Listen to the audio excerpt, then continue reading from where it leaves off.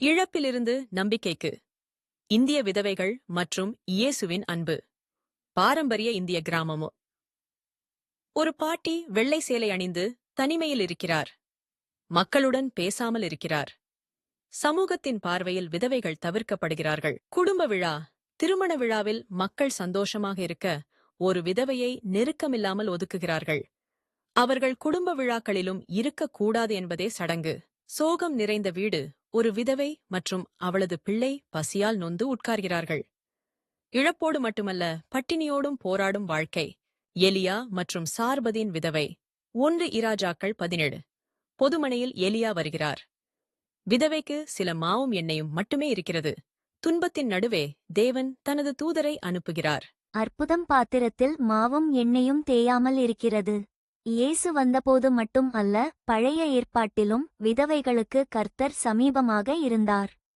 லூக்கா 7. கண்மூடிய விதவையின் மகன். இயேசு ஒரு வீதியில் நடக்கிறார். ஒரு விதவை தன் ஒரே மகனின் இறுதிச் சடங்கில் அழுகிறாள். இயேசு கண்கலங்குகிறார். அழாதே, மகனை உயிர்த்தெழுப்புகிறார்.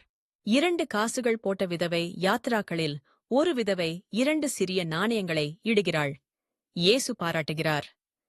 இயேசு அவர்களின் விசுவாசத்தை உயர்த்தி பாராட்டினார். ஜீசஸின் கருணையுடன் ஒரு விதவை. இயேசு ஒரு விதவையின் கையை பிடித்து பரிசுத்த சிரிப்புடன் பார்த்துக் கொண்டிருக்கிறார். அவர்களில் ஒவ்வொருவருக்கும் அவர் மதிப்பு அளித்தார்.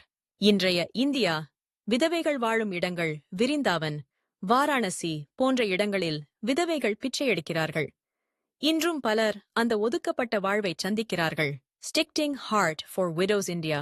அறிமுகம். மலர்ந்த பெண்கள் ஒரு பயிற்சி மையத்தில் கைத்தொழில் கற்றுக்கொள்கிறார்கள். இயேசுவின் அன்பால் தூண்டப்பட்ட ஓர் அமைப்பு விதவைகளுக்காக வாழ்கிறது.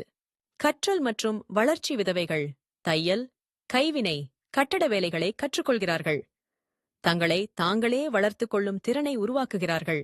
சிரிப்பும் சுதந்திரமும். விதவைகள் மகிழ்ச்சியுடன் விற்பனை செய்கிறார்கள். பிள்ளைகளுடன் சிரிக்கிறார்கள். ஒரு புதிய வாழ்க்கை. ஏழைமையில் இல்லை, நம்பிக்கையில். இறுதி செய்தி. Sticking hard for widows India. Logo மற்றும் இயேசுவின் முகப்பில் ஒளி.